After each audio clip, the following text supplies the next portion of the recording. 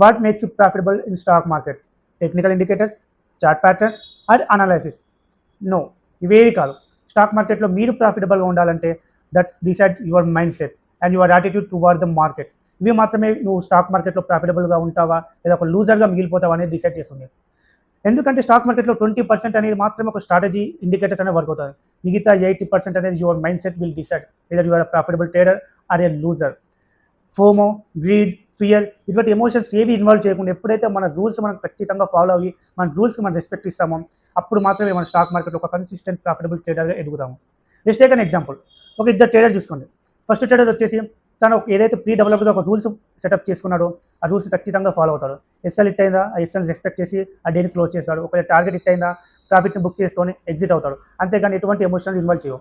So second trader దీని technique analysis అని బాగా తెలుసు. చార్ట్ ప్యాటర్న్స్ కానీ ఇండికేటర్స్ కానీ support and resistance everything you know.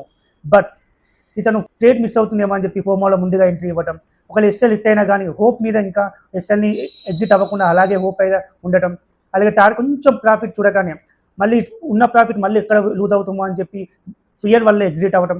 So ఇటువంటి ఎమోషన్స్ అన్నీ ఇన్వాల్వ్ అవుతూ అతను తన రూల్స్ ఏవైతే పెట్టుకున్నాడో అవి ఫాలో అవ్వడు. సో మీరే చెప్పండి, ఇందులో ఏ ట్రేడర్ ప్రాఫిటబుల్గా ఉంటారు? ఖచ్చితంగా ఫస్ట్ ట్రేడర్. ఎవరైతే తన రూల్స్ని ఖచ్చితంగా ఫాలో అవుతూ ఎస్ఎల్ని రెస్పెక్ట్ చేస్తూ ఉంటాడో అతడు మాత్రమే స్టాక్ మార్కెట్లో ప్రాఫిటబుల్ అండ్ కన్సిస్టెంట్గా ప్రాఫిట్ ఎర్న్ చేస్తాడు. సో ఇక్కడ టెక్నికల్ ఇండికేటర్, చార్ట్ ప్యాటర్న్స్ కాదు, మీ mind set, your attitude decide whether your profitable trader or not. ఒకవేళ మీకు టెక్నికల్ అనాలిసిస్ అన్నీ బాగా తెలుసు, అది అడిషనల్ అడ్వాంటేజ్ అవుతుంది కానీ అది మాత్రం మెయిన్ కోర్స్ కాదు. సో యువర్ మైండ్ సెట్ అనేది డెవలప్ చేసుకోండి. Work on your mind set, follow your setup, become a profitable trader.